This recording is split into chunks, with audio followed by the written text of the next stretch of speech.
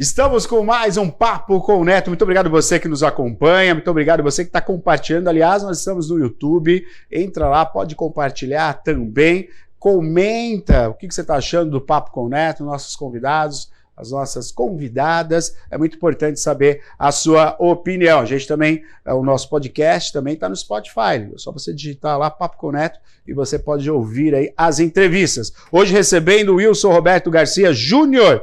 So, como é que você tá? Tudo bem? Tudo em ordem, Neto. Beleza. Muito obrigado aí por você participar conosco aqui nesse papo bacana. É uma alegria, uma honra poder fazer parte do seu projeto, de mais uma edição do Papo com Neto. Papo com Neto. Hoje Espero o papo que eu possa... vai ser legal. Não, o papo vai ser legal, tá muito interessante. Deixa eu apresentar você aqui. Olha só que legal. O Wilson Roberto Garcia Júnior, ele é sociólogo e pós-graduando em educação em direitos humanos, atual diretor da USE, União das Sociedades Espíritas de Piracicaba, cofundador da União Rádio Web e apresentador do programa Visão Espírita e coordenador do periódico Espírita O Arauto. Que legal, hein? Palestrante espírita há mais de 10 anos. O Papo com o Neto hoje é sobre espiritismo. Wilson, eu pergunto para você, para a gente até... Tem muitas dúvidas aqui para a gente bater o papo, mas quando você se viu espírita? Quando você se descobriu espírita? Porque os católicos são batizados enquanto criança. No espiritismo é a mesma coisa, não? Como é que funciona isso aí? Olha, Neto, pergunta interessante. Na verdade, nós brasileiros, a religião sempre predominante aqui é a religião católica. Eu também sou de uma família católica. Minha avó, minha mãe, todos fomos batizados na Igreja Católica. Só que minha mãe sempre foi muito curiosa. Então eu me lembro que na minha infância tinha a fase em que nós frequentávamos uma igreja evangélica, nós frequentávamos as missas, tinha a fase do budismo, teve a fase do Seixo Noye, e eu conheci o espiritismo então por meio dessa curiosidade de minha mãe. Legal, a mãe então que foi guiando você. E é muito comum isso também, é mais comum o católico ter essa curiosidade? Isso é real isso? Tipo, conhecer um pouco mais do espiritismo, né? Até mesmo as religiões afrodescendentes. Você acha que o católico tem mais curiosidade? Menos preconceito? Olha, Neto, eu diria que o espiritismo no Brasil ele encontrou um campo muito fértil. Uma das explicações é justamente essa, né? A religião católica no Brasil, ela absorveu também um pouco das religiões de matriz africana, e o povo brasileiro é um povo receptivo e é um povo curioso. Então, por isso, curiosamente, o Brasil é o maior país espírita do mundo. Considerando que o espiritismo surge na França no século XIX, é no Brasil que realmente o espiritismo ganha vulto.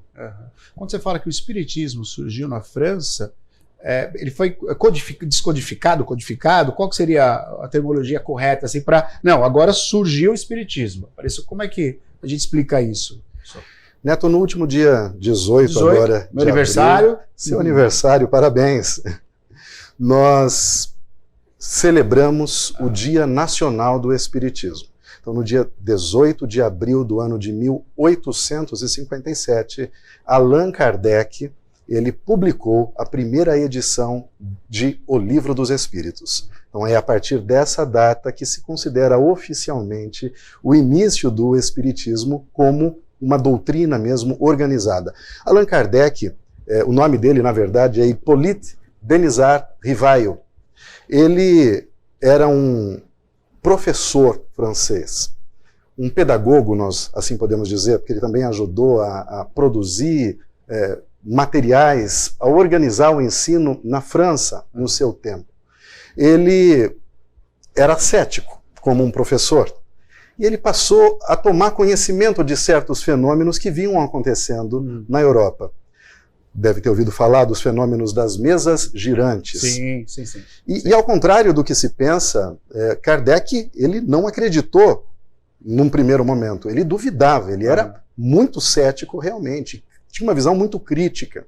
Então demorou até que ele pudesse se convencer de que aqueles fenômenos eram produzidos por uma inteligência Isto é, que havia uma inteligência por trás daqueles fenômenos. Então, a partir daí acontece o que você diz, que é a codificação, ou seja, a organização, né, desses ensinamentos que são trazidos pelos espíritos e ganha esse corpo doutrinário que chamamos hoje de espiritismo. E que ano foi isso? 1857. Quando chega no Brasil o espiritismo? Olha, pouco tempo depois, a gente vai dizer que 8, 9 anos depois aconteceu a primeira reunião espírita no Brasil. No Brasil. Com Olímpio Teles de Camargo. Foi a primeira reunião espírita no Brasil. E começo do século XX, 1900 aproximadamente, o espiritismo começa a ganhar corpo. Mas o espiritismo se populariza definitivamente na década de 40, com o trabalho do médium mineiro Chico Xavier, saudoso Chico Xavier. Foi, aliás, num programa de televisão que ele aparece na antiga extinta Rede Tupi, que ele aparece para falar sobre o espiritismo e o programa bate todos os recordes. Ele passa então a ser conhecido, o espiritismo passa a ser conhecido pelas famílias. A partir daquele momento então é que o espiritismo se populariza. Qual que é a diferença da espiritualidade e espiritismo? É a mesma coisa? A pessoa fala, eu sou uma pessoa espiritualizada, né? Enfim, há uma diferença, há uma distinção entre as duas coisas? Olha, Neto, a priori, todo aquele que acredita que existe algo além dessa vida física é um espiritualista. Cada crença, cada religião dá um destino diferente para essa porção que sobrevive ao corpo. A grande maioria das religiões acredita que algo permanece. O panteísta acredita que esse princípio inteligente, essa alma, retorna a um todo universal. O católico, o evangélico, o cristão, de uma maneira geral, acredita que essa inteligência, essa alma, aguardará o retorno de Jesus para que possa ser julgada e encaminhada, então, para um céu ou para, talvez, um inferno. Então, todos são espiritualistas. A diferença do espiritismo é que nós acreditamos, além de acreditar na existência dessa alma que sobrevive ao corpo, é acreditar na reencarnação, ou seja, na imortalidade dessa alma e no retorno desse espírito a novas existências durante séculos, durante milênios, com um objetivo evolutivo, com um objetivo de progresso. E além disso, é claro, o espiritismo acredita na comunicação entre o mundo invisível e o mundo físico. Acredita que nós estamos em constante comunicação com esse mundo. As religiões hindu, né? Religiões indianas, as religiões também, né? Aqui no Brasil, dos nossos índios, eles têm uma comunicação com os antepassados. É uma forma também, entra nesse conceito do espiritismo? Do espiritualismo. Né? O espiritismo, como um corpo doutrinário, ele passa a ter um método. Então, a maneira como o espírita lida com a comunicação, a seriedade com que isso é realizado, os objetivos que nos movem a buscar essa comunicação são bem distintos. Então, por exemplo, nós não buscamos na comunicação com os espíritos o conhecimento sobre algo, sobre um futuro, né, por vir. Mas a maioria das pessoas que querem saber do espiritismo, elas vão com essa intenção. Olha, muitas. A gente trabalha em casas espíritas, recebemos muitas pessoas que o primeiro contato, na verdade, é por curiosidade mesmo. Ele vai participar de uma primeira palestra, ele quer saber como aquilo funciona, e muitas vezes ele vai até um centro espírita, Neto, porque ele está sofrendo, ele está sentindo saudade, ele perdeu um ente querido, né? E ele quer buscar, de repente, uma comunicação com esse ente querido, conforto. E é isso que ele vai obter. Até mesmo a comunicação é possível. Como eu disse, nós acreditamos que isso seja possível. Independente se a pessoa foi uma pessoa... algo muito curioso que eu queria até tirar essa dúvida. Independente se a pessoa ela é uma pessoa espiritualista ou ela é espírita, ela vai ter o acesso à comunicação? Sem dúvida, Neto. Porque, a pessoa boa, a pessoa ruim aos olhos da nossa sociedade, ela vai ter o direito a essa comunicação? Sem dúvida alguma. Né? Aliás, o Espiritismo não faz essa distinção, né, entre pessoas boas e pessoas ruins. nós temos uma mensagem... Mas tem espírito bom ou espírito ruim? Não ruim. Nós chamamos os espíritos... Deus cria os espíritos num estado de simplicidade e de ignorância. Tá. À medida que esse espírito vai adquirindo conhecimento com o passar dos séculos, lembra filósofos antigos dizem que para ser bom é preciso conhecer o bem. Uhum. Então, à medida que o espírito vai conhecendo, ganhando conhecimento sobre a vida, ele vai mudando também a sua postura sobre ele mesmo e sobre as outras pessoas. Então, na verdade, a maldade para a gente é uma fase de ignorância. Uhum. Quando eu passo a conhecer, eu deixo de ser mal. Então, tem uma frase de Humberto de Campos que diz que o homem é mais frágil do que perverso. Legal. Muito bom. Ao longo dos anos, a gente vem percebendo assim, que há claro, a comunicação vem aumentando, né, as redes sociais, e com isso também esse boom no nosso planeta, onde nós habitamos, né, e há algumas denominações que a gente vê que partiu, né, como houve um momento do Allan Kardec, que ele falou, não, isso aqui é uma coisa maior, até então tinha as manifestações, mas elas não eram compreendidas, enfim, e ele vem para tentar compreender tudo isso e passa uma doutrina, né? Você acha que hoje o Espiritismo ele acaba sendo mais esclarecedor do que propriamente na doutrina? Quer dizer, a gente vê situações, vamos relatar agora o que está acontecendo, né? Quantas pessoas estão morrendo, quantas pessoas morrem por conta da violência, da ignorância, uma divisão fortíssima do nosso país, dois polos de situações, ou você é ou você não é.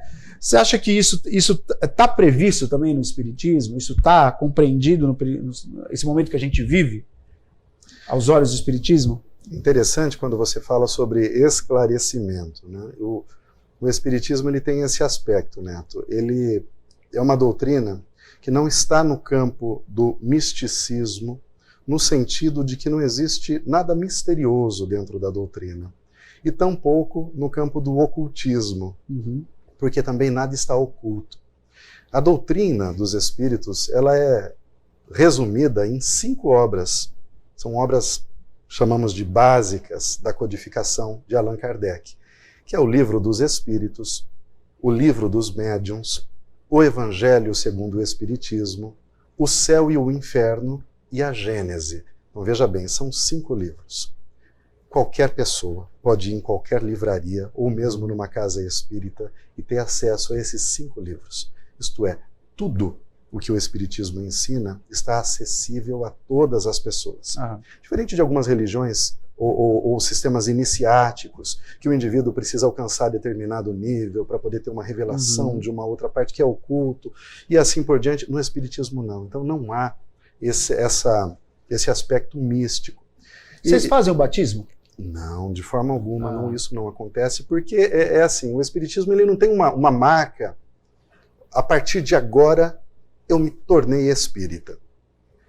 Kardec diz que o verdadeiro espírita é aquele que luta diariamente para superar suas mazelas. Então, o que acontece, Neto, é que o Espiritismo ele é uma luz que se acende.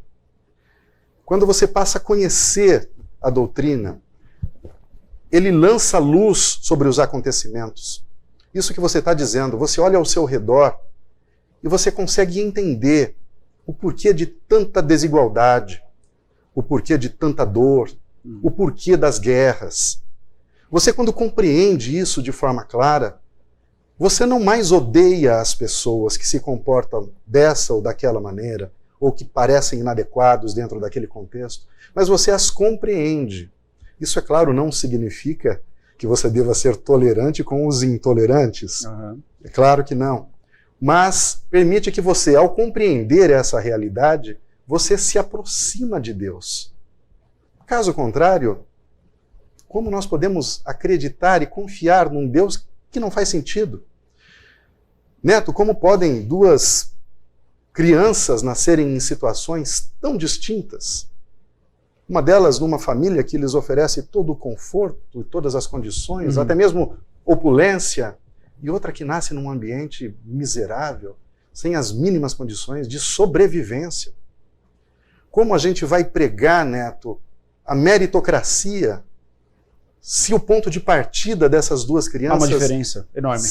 É gigantesco. Mas se você se esforçar, você chega lá. Você se esforça para sobreviver, em alguns casos. Então, sem a explicação do Espiritismo, que vai buscar as causas das nossas mazelas, Deus parece extremamente injusto. Quando a gente busca as causas das mazelas, a gente resolve? Ou a gente se conforta e se... A gente resolve ou é um conforto apenas? O primeiro passo é o conhecimento. Eu preciso reconhecer que eu tenho um problema.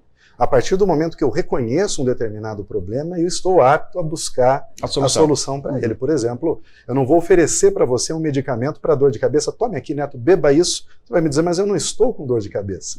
Então você tem que... Você só toma um remédio se você se reconhece, reconhece a sua necessidade daquele medicamento.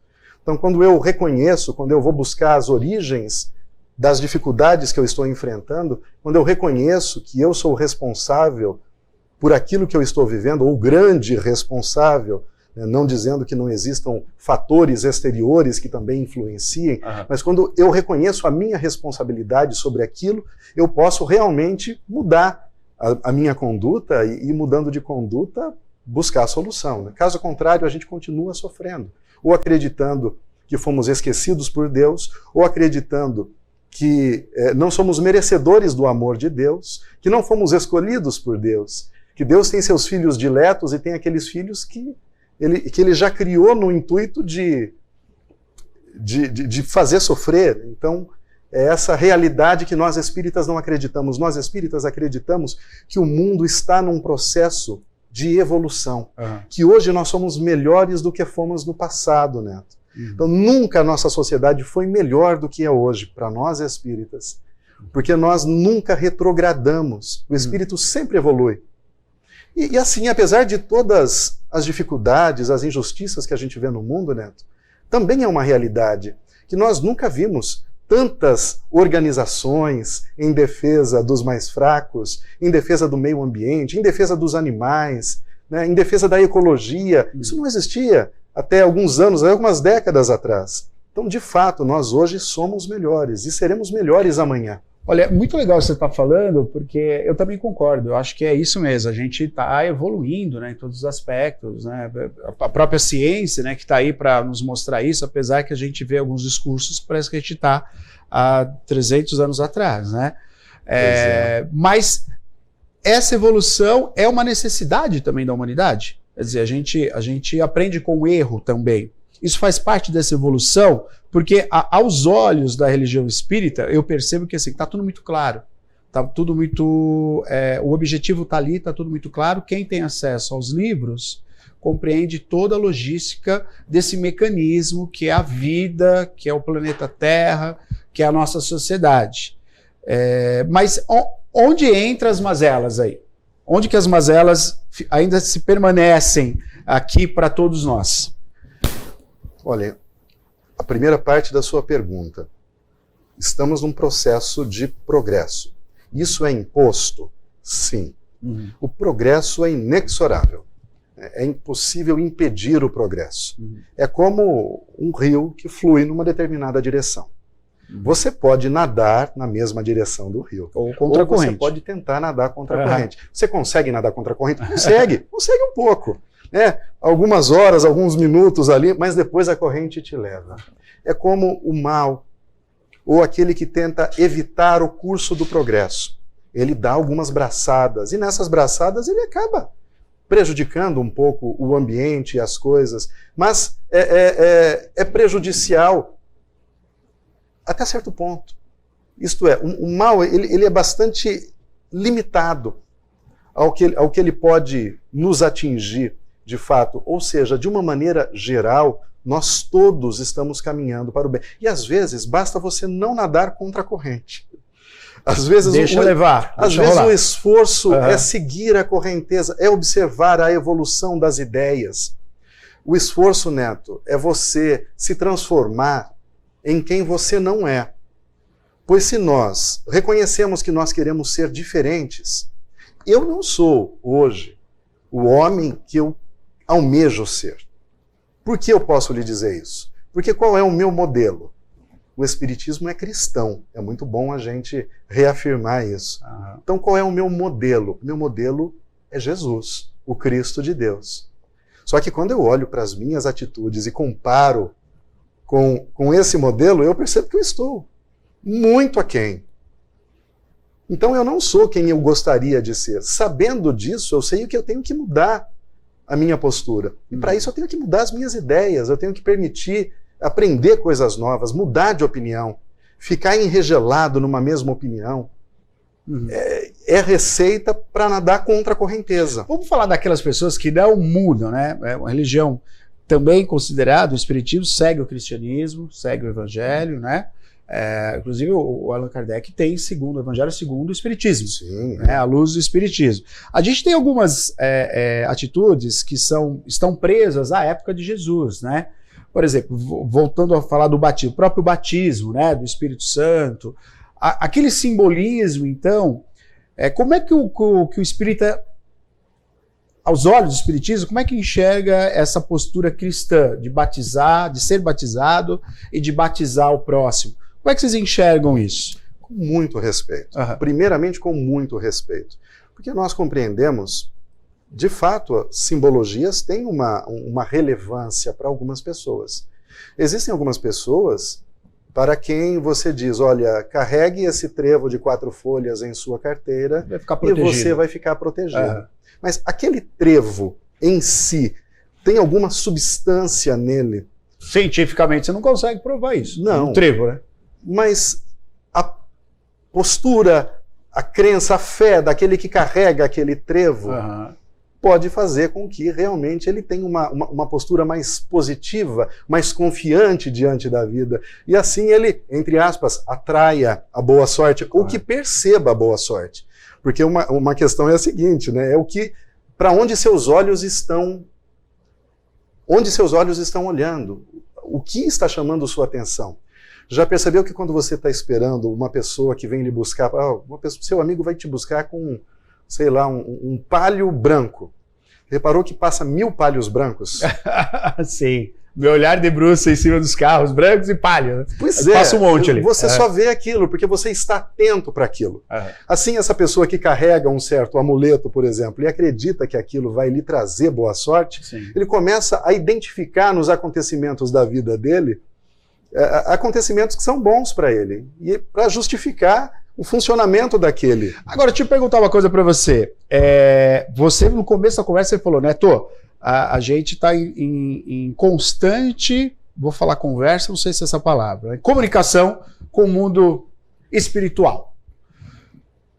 Quer dizer, nesse momento, tá eu e você aqui de frente para a câmera, aqui tem uma galera assistindo, então. É isso? É dessa maneira? Neto, se me permite, eu vou citar uma frase de Allan Kardec. Ele diz o seguinte: eles, os espíritos, estão por toda parte. Eles povoam infinitamente os espaços infinitos. Aos que estão sem cessar ao vosso lado, observando-vos e atuando sobre vós, sem que o saibais, já que os espíritos são uma das forças da natureza e os instrumentos de que Deus se serve para a execução de seus desígnios providenciais. Fecha aspas para Allan Kardec. Ou seja, nós somos observados o tempo todo. E não só observados, muitas vezes nós somos influenciados o tempo todo. Então o livre-arbítrio não é livre-arbítrio. Nosso livre-arbítrio está restrito ao nosso pensamento, às nossas escolhas. Porque quando nós... Veja bem, você escolhe as companhias com as quais você caminha. Você escolhe. Tanto espírito como vivo, como... Sim, tanto encarnados quanto desencarnados. É você que escolhe. Posso escolher, então. Você pode escolher por conta da sua vibração. Consigo ficar só em algum momento? Não vou conseguir ficar só. Existem momentos que você pode ficar a sós, sim. Mas eu tenho direito à escolha ou não? Claro que tem sim. Mas o que acontece é um processo de sintonia, né? Aqui na Terra a gente já vê isso. Sim. As pessoas que se encontram muitas vezes... Elas têm uma afinidade, claro. Da mesma forma com os espíritos. É a mesma coisa. O cara chega ali na sala, ele fala com você, fala, nossa, aquele cara é legal, né? Você já gosta de ficar na presença dele. E já tem outros que entra na sala, é o espanta-roda, né? Ele entra na sala, você está ali, você já disfarça, você já sai para outra sala para não ver, porque você não tem afinidade com ele. Só que essas pessoas, enquanto a gente está aqui encarnado, tudo bem, é tranquilo, porque você sai de uma sala e vai para outra, você foge à presença dele. Mas no mundo espiritual não funciona assim. Você leva consigo a sua companhia espiritual. Então a pessoa... E como é que eu me livro dessa... Pois é, a mudança de atitude mesmo, Neto. Porque assim, se você é uma pessoa que você passa o dia todo criticando os outros, o dia todo irritado, reclamando, o dia todo reclamando, o dia todo ansioso, você atrai... Tem uma galera do bem aí. Você vai ter uma galera na mesma vibe, na mesma vibração que você, que vai estar te acompanhando, potencializando esses sentimentos. Vai potencializar. Deixa eu perguntar uma coisa pra você. Você fica mais nervoso ainda. Saquei. Então, você tá com o seu carro na avenida, depois você pega aqui em Piracicaba, quase não tem buraco. Você pegou um buraco, estourou o pneu. Você xinga? Xinga. E aí já vem uma galera com você xingar junto. Já vem uma galera. Mas qual é o problema disso? Você cair a sua vibração é normal, acontece. Acontece em fatos o dia todo na vida da gente. Você encontra com uma pessoa, fala uma coisa que você não gosta e tudo mais. Todos nós caímos. Sente ciúme, sente raiva, sente raiva. Faz parte do ser humano, né? Agora, o que não pode é quando isso se torna crônico. Você passa o dia todo remoendo esses acontecimentos. Então, esse é o problema. Então, levanta, sacode a poeira, né? Muda o pensamento, fala, nossa, fiquei nervoso, estourou o pneu, mas tudo bem, passou, eu estou bem, não aconteceu nada, né? Sorriso no rosto, vamos lá, olha no espelho, dá um sorriso na frente do espelho, fala, vamos lá, o dia está maravilhoso e segue adiante, a vida é assim. O que você não pode é cair e permanecer naquela vibração negativa. E a gente tem aquele efeito cuca, né? O efeito cuca é aquele efeito que você vai desenvolvendo uma cauda. E você vai arrastando aquela cauda ao longo do dia. Aquele primeiro acontecimento desagradável que aconteceu de manhã com você, você leva para tarde, você chega em casa à noite contando aquele mesmo evento, né? Sua esposa pergunta, como foi seu dia? Você fala, nossa, eu cheguei lá no escritório já cedo. Vou descrever tudo que foi de ruim. Tudo foi de ruim. A Madre Teresa de Calcutá, ela falava o seguinte, que ela nunca ia numa manifestação. Inclusive, foi muito criticada por conta disso. Manifestação para combater a fome, manifestação contra a guerra, manifestação contra o ódio. Ela nunca, ela falou que ela só iria se fosse uma manifestação a favor da comida para todos, manifestação a favor do amor. É um pouco isso. Quer dizer, a partir do momento que eu estou envolto a esse peso que aquilo faz mal, eu estou gerando mais disso? Estou atraindo mais disso? É isso? Sim, sem dúvida. O fato de você não participar de uma manifestação que seja contrário a alguma coisa, tem uma explicação até no campo da psicologia, né? O homem ele não lida bem com a palavra não. A gente não lida bem com isso. Se eu disser para você, Neto, não pense numa vaca. Você já viu ela malhada, já viu a vaquinha, já dando leite, já pastando. Nós não lidamos muito bem com a palavra não. Então, o que ela quer dizer com isso é que nós devemos nos posicionar positivamente diante das coisas. Isso é, ao invés de pensar, eu não quero ser gordo, né? É mais fácil pensar, eu vou viver uma vida saudável. Então, não é o que você não quer fazer, e sim o que você quer fazer. Né? Eu quero ser um bom homem, eu quero ser um bom profissional. Eu não quero ser uma pessoa má. O espiritismo trabalha dessa maneira, quer dizer, o mal se atrai, o bem se atrai. Se você pratica o bem, você vai atrair o bem em vida, ou encarnado ou desencarnado. É isso? Dessa maneira? Neto, é interessante. Você fez um paralelo ali muito bom para a gente poder explorar, para a gente poder refletir. As redes sociais, Neto, elas são, na verdade, elas funcionam segundo uma lógica do mais do mesmo. Perfeito. Mais do mesmo. Perfeito. Se você quer ódio, se você deu um joinha num vídeo que tem uma frase de ódio, uma postagem vai qualquer, aparecer um monte, exatamente. A rede social vai te mostrar jogar mais daquilo lá. Mais daquilo. Não vai te mostrar um pensamento oposto àquilo para que você possa, né, contrabalancear. E assim, porque nós evoluímos dialeticamente. Né? Na comparação, né? A dialética é a diferença, são os conflitos. Né? É uma ideia contrária que gera uma nova ideia que tem um pouco de cada uma delas em sua essência. As redes sociais tiram essa dialética da nossa vida, nos oferecendo mais do mesmo. E assim a comparação que você fez é muito boa. No mundo espiritual também isso acontece, é mais do mesmo. Eu sinto ódio, se aproxima de mim um espírito também que está odiando, isso potencializa o meu ódio. Se eu quero mais ódio, eu odeio mais. E assim a gente vai cada vez mais vivendo uma vida difícil. Sabe aquele momento que você fala, poxa vida, parece que está tão pesado, eu não estou conseguindo, tantas dificuldades. Então talvez seja o momento de você trocar a sua companhia, de mudar as pessoas que estão andando com você, que você escolheu para caminhar com você. E às vezes, no espiritismo acontece muito disso, as pessoas procuram as casas espíritas para se livrar. Vamos colocar entre aspas aqui. Né? Exatamente. Aliás, tem gente, até mandou pergunta aí, falando justamente sobre isso. Indo à casa de espírita,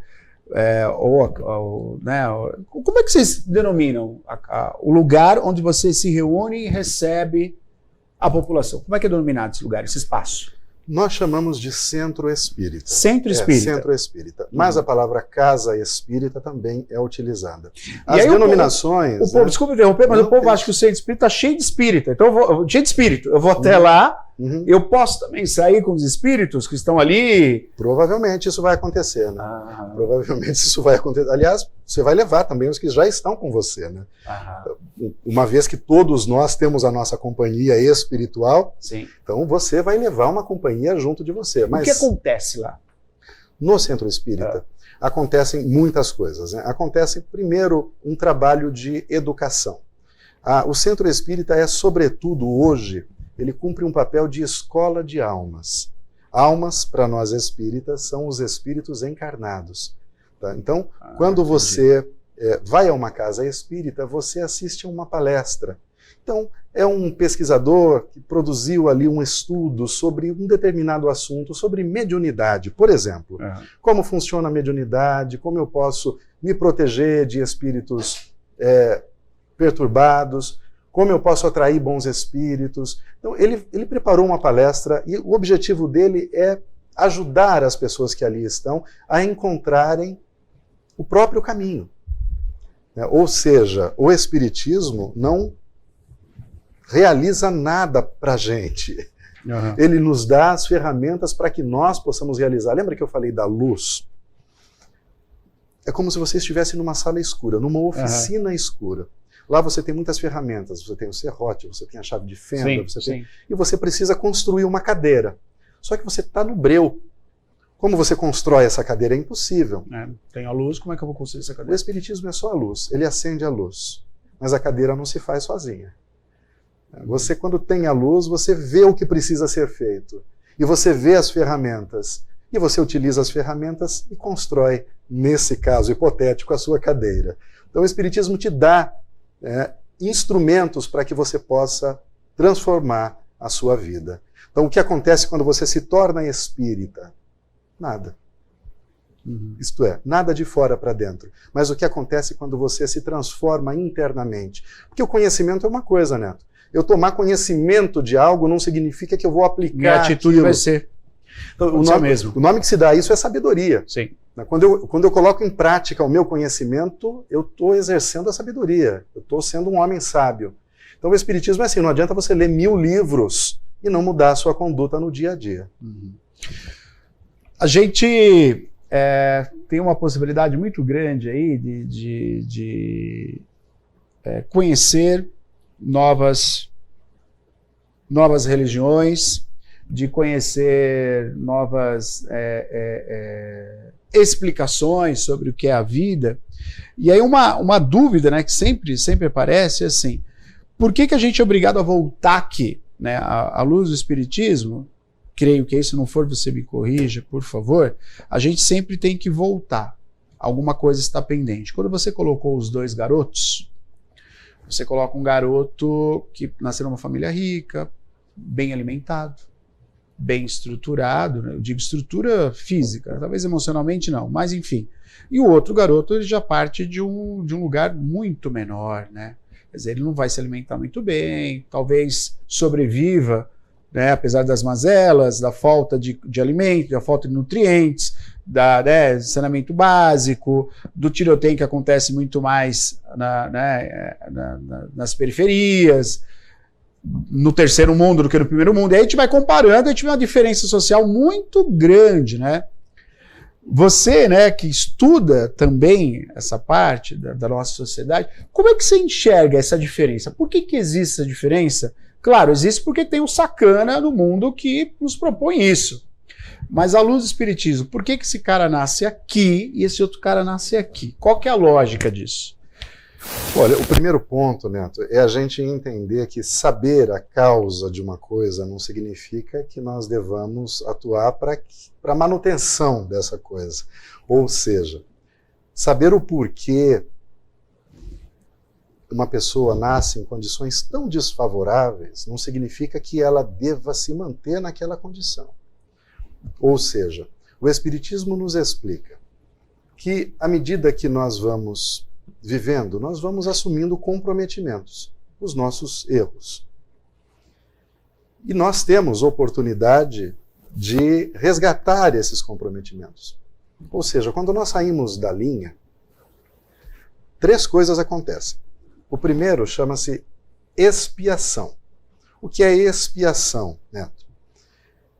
Segundo o Espiritismo, a lei de Deus está escrita na consciência do homem. Ah, mas tem gente que não tem consciência. Tem. Lá no fundo tem. Né? A não ser quando são casos patológicos, aí é uma outra coisa. Certo e errado, você quer dizer? Certo e errado. Né? Consciência moral mesmo. Moral. Apesar da moral ser distinta em sociedades e tempos diferentes, mas a lei de Deus está escrita na consciência do homem. Quando eu cometo um mal ou uma atitude inadequada com alguém, eu imediatamente sei que aquilo não está de acordo com o que eu deveria fazer. Uhum. Eu sei. Todos nós. Quantas vezes a gente já não foi numa igreja, num templo evangélico, né? ou onde quer que seja. Uhum.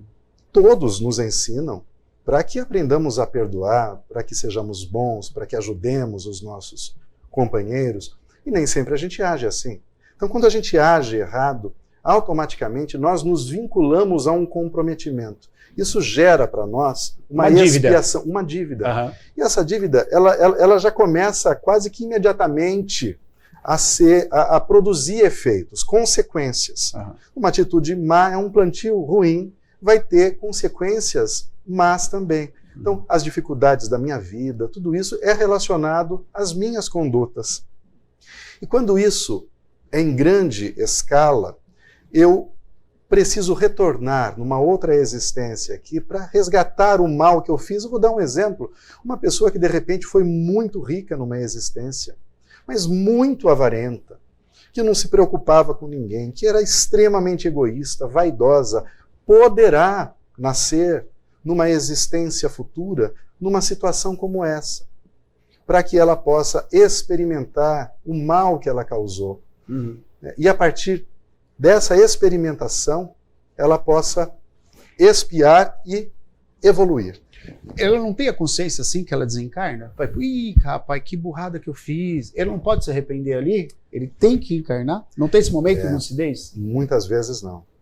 Muitas vezes nós temos relatos de espíritos que permanecem séculos, né, cometendo o mesmo erro, voltados ao mal e insistindo no mal.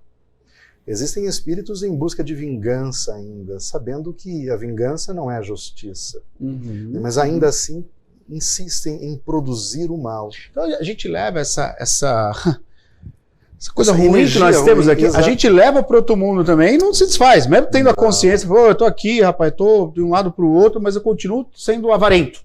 Continua sendo avarento. Aliás, muitas vezes potencializado, sendo mais avarento. Existem muitos casos... Então a mudança tem que ser feita aqui. A mudança tem que ser feita aqui. E por outra razão, Neto. É muito interessante a gente entender isso. Lembra que nós falamos sobre sintonia? Sim. Eu dei o exemplo de você estar numa sala e você poder se afastar de alguém numa sala se aquela pessoa não te agrada muito. Hoje se fala a tóxica, né? A tóxica, pessoa tóxica. Isso, você se afasta dela ali e tudo bem. E você segue adiante o seu caminho, a pessoa segue o caminho dela e assim por diante. Mas no plano espiritual isso não acontece. Ou seja, você não tem a oportunidade no plano espiritual de ter contato de pessoas diferentes de você. Você sempre vai estar na companhia de pessoas semelhantes a você. Olha só. Então, isso que parece ser uma coisa ruim no nosso planeta, você olha para a sociedade e fala, poxa vida, tantos contrastes. Como pode ter gente tão boa e gente tão má, tão ignorante, vivendo na mesma cidade, na mesma rua? Como é que pode aquele vizinho meu, eu achava que era tão bom. Às vezes na mesma família, né? Às vezes na mesma família. Como é que pode? Isso é necessário. Lembra da dialética, da diferença? Sim. É necessário, porque os bons têm um comprometimento com os maus. Os bons têm um comprometimento de educar e de resgatar.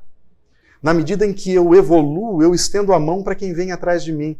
Da mesma forma que quem está na minha frente, os espíritos mais evoluídos, também estendem a mão para que eu possa me reerguer. Então, é uma escala em que tudo se encadeia. Há um final para isso? Existe um final? A gente está se aprofundando na parte filosófica da doutrina, né? É difícil compreender porque Deus é eterno. E veja, eterno é aquele que não tem começo e não tem fim.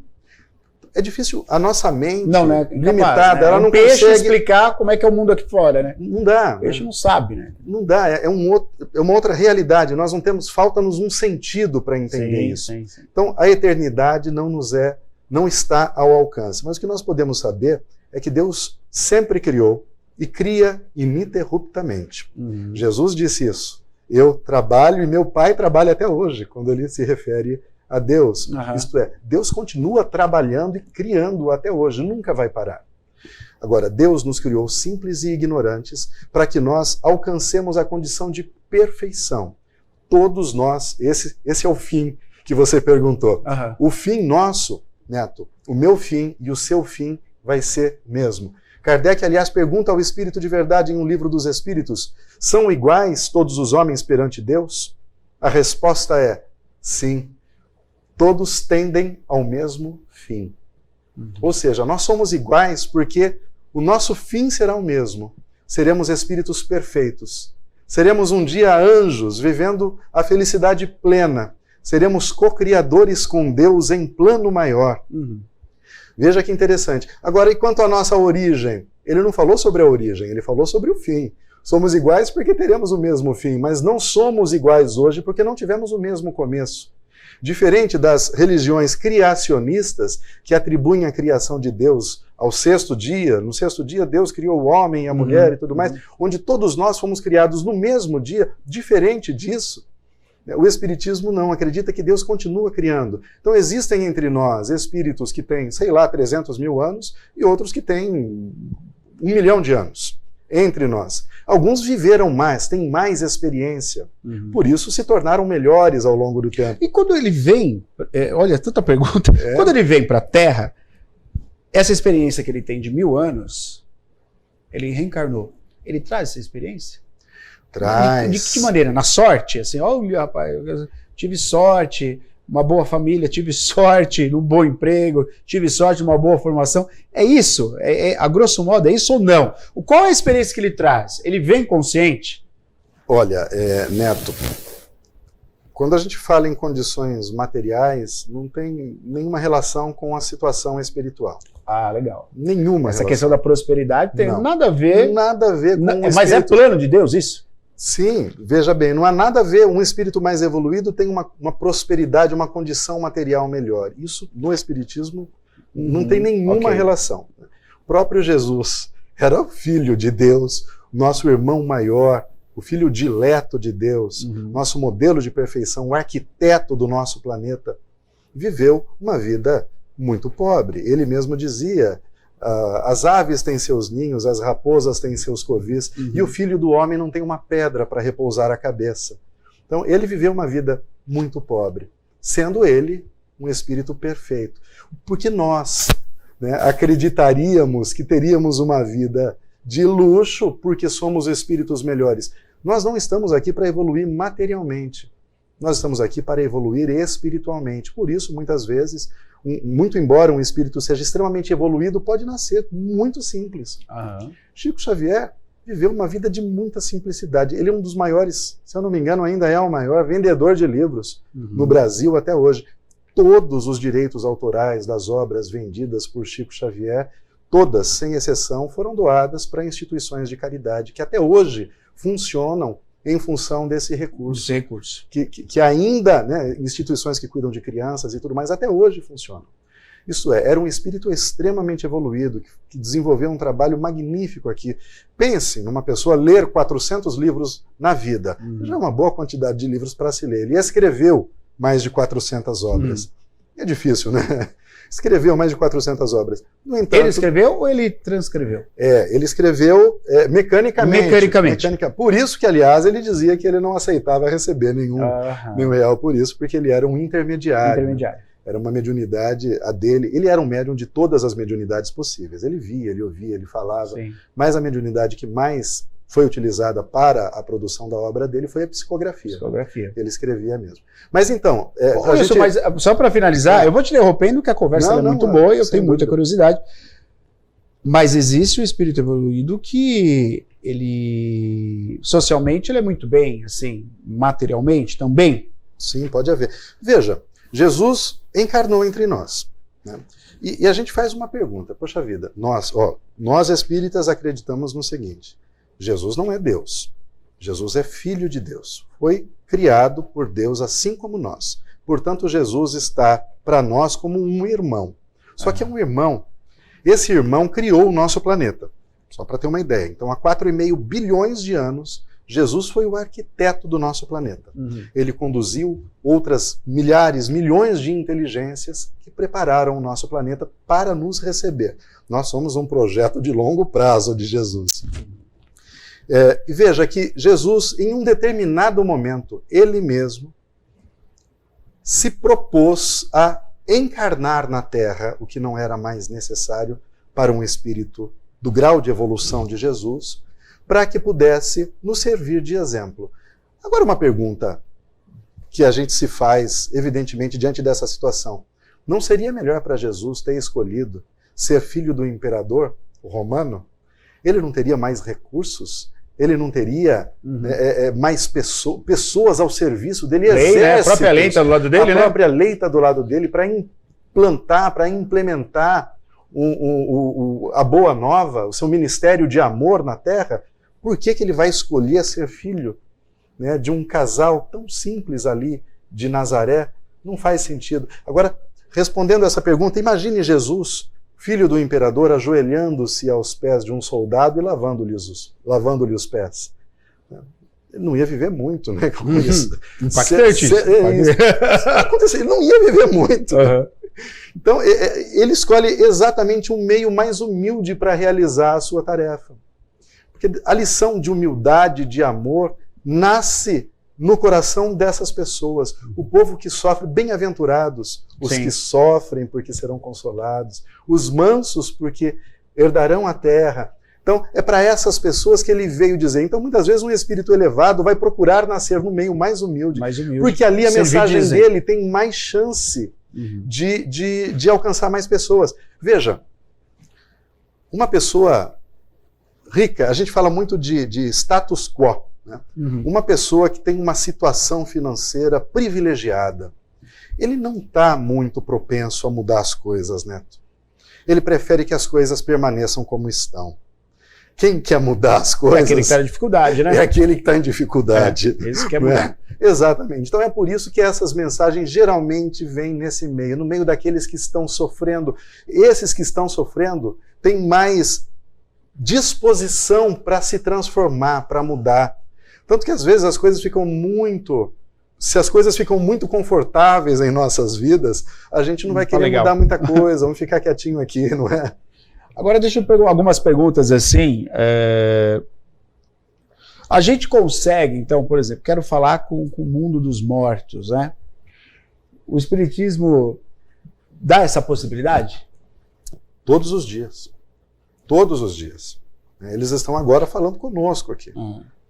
Agora, se você quiser que isso aconteça de uma maneira fenomenológica, se você quiser ver esse espírito, ou escutar a voz dele, ou receber uma carta psicografada dele, aí seriam necessárias condições específicas para que isso pudesse acontecer. Pode acontecer? Pode. Também acontece todos os dias, em diversos centros espíritas, todos os dias. Isso acontece mensagens chegam todos os dias, é bastante comum. Só que não é, via de regra, o meio utilizado pela maioria dos espíritos que se comunicam. Eles se comunicam conosco, Neto, sobretudo pelo concurso indireto, ou seja, inspiração. Você tem uma ideia, algo que lhe é inspirado, uma voz que você ouve. Só que às vezes a vida da gente, sobretudo no mundo moderno, é uma vida em que somos tão impressionados pelo ambiente, a gente fica tanto tempo ocupado com tantas coisas que a gente não tem tempo de ouvir essa voz interior. Então, às vezes, o seu anjo da guarda, o seu anjo guardião, ou um espírito amigo, tenta lhe falar e não consegue, porque você não ouve.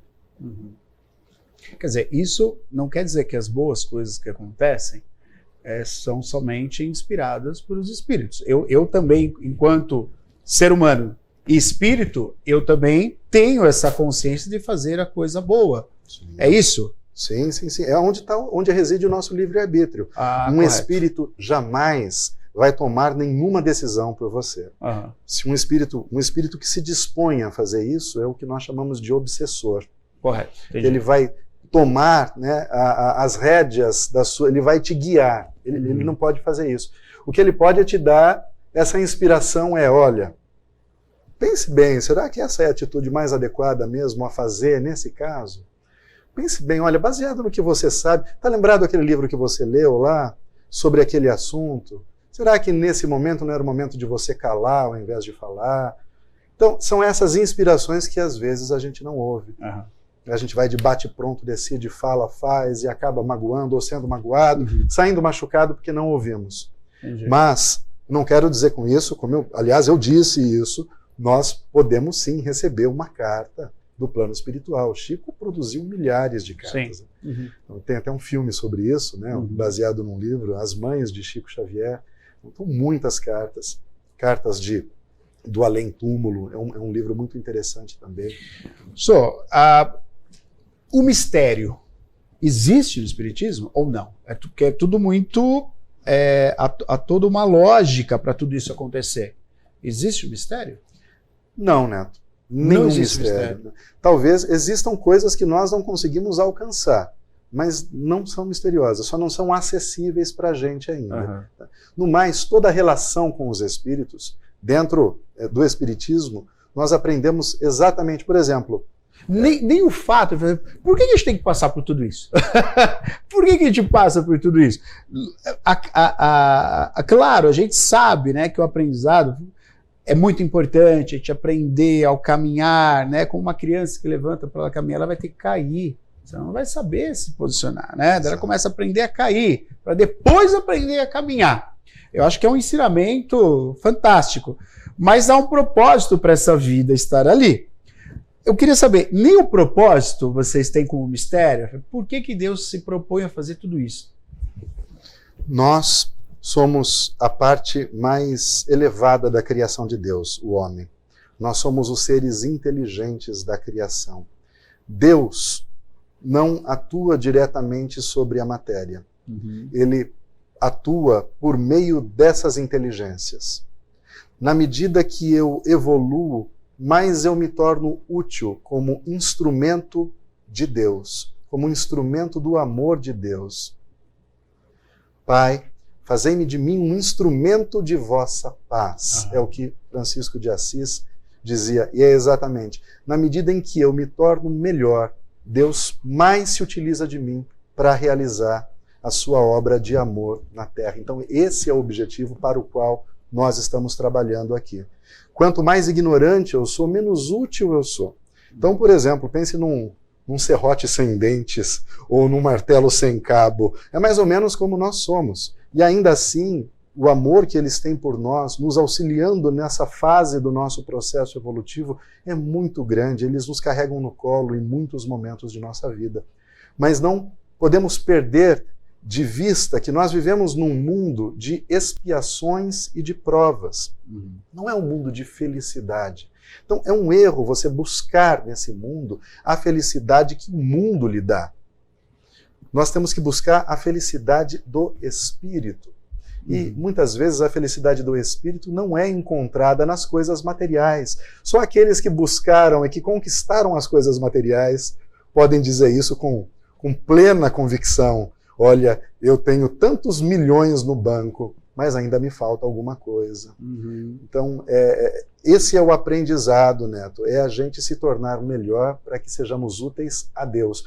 Lembra que eu falei que Jesus criou o nosso planeta?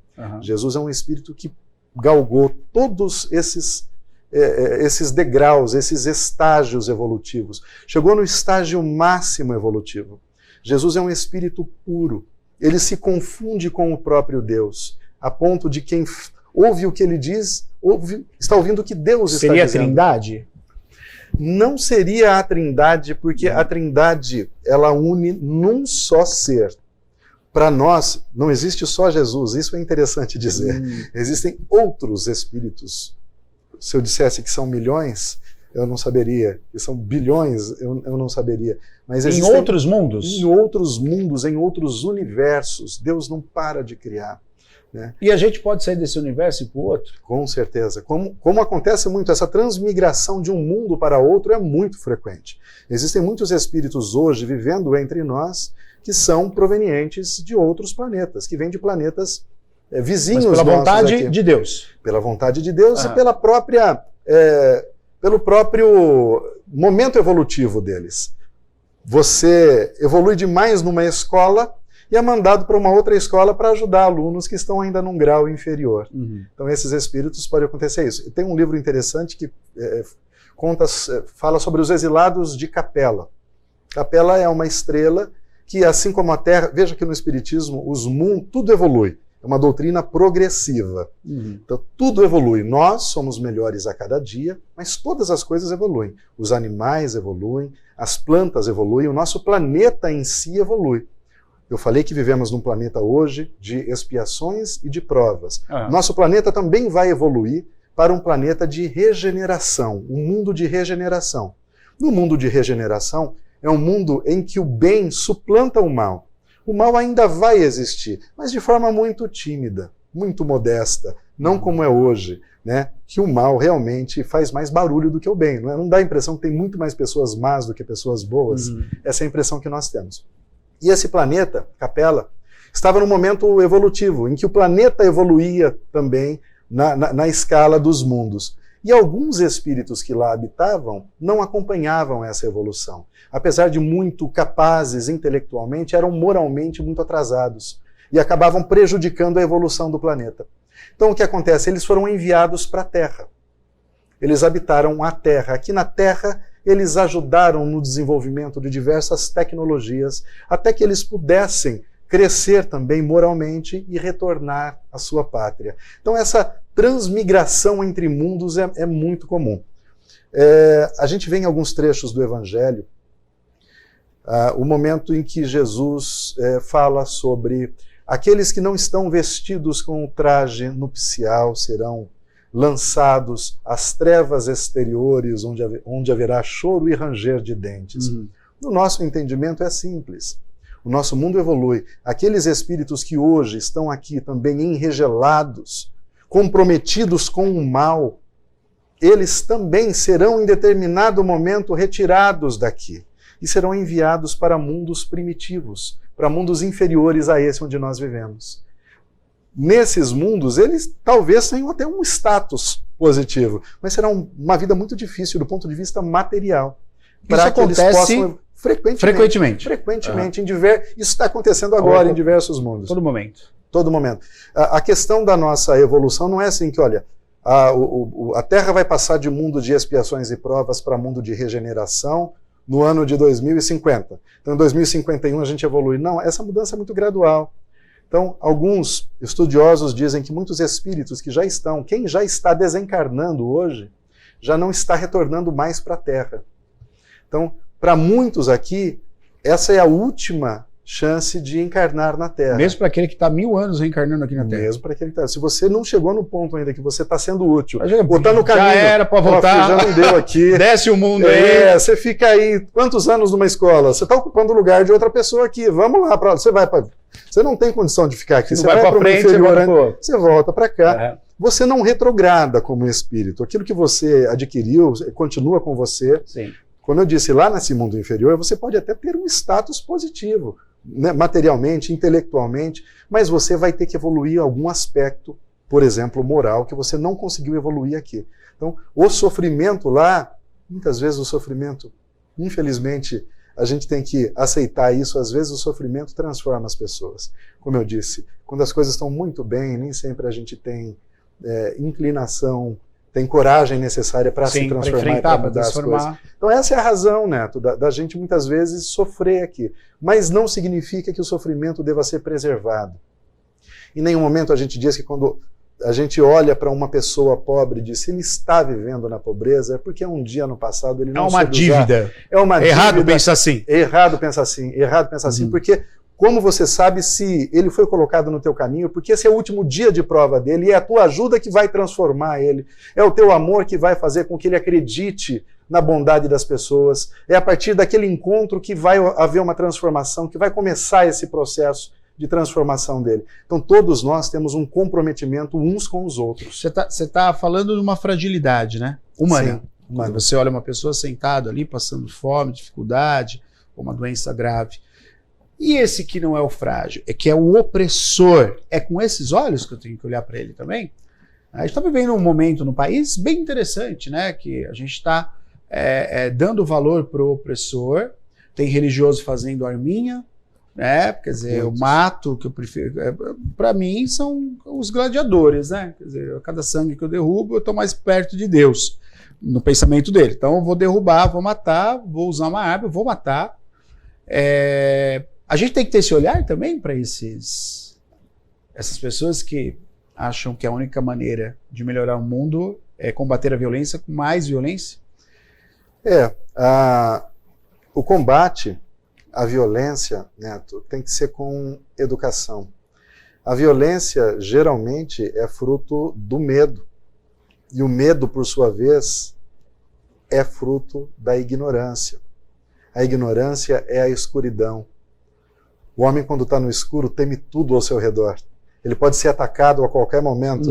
É como o homem primitivo nas cavernas. Quando escurecia, era um momento de se esconder, porque era perigoso. Os predadores podiam capturá-lo a qualquer instante. Nós tememos o que não conhecemos. E quando nós tememos, nós reagimos com violência. Com violência. O violência é aquele que está amedrontado, ele é medroso, por isso ele é violento. Não sou bom o suficiente. Não sou inteligente o suficiente, não sou bonito o suficiente, não sou capaz o suficiente. Ele tem medo. Tem medo de que tudo que ele conquistou na vida não seja merecimento dele. Ele tem medo. Ele tem... a vida dele é muito instável. Né? Ele é orgulhoso por isso.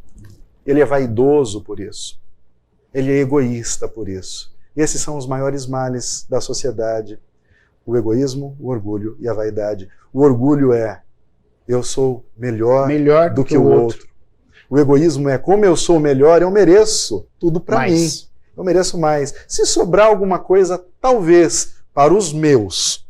Para os seus, não. E a vaidade é, já que eu sou melhor e que eu tenho, que os outros possam ver.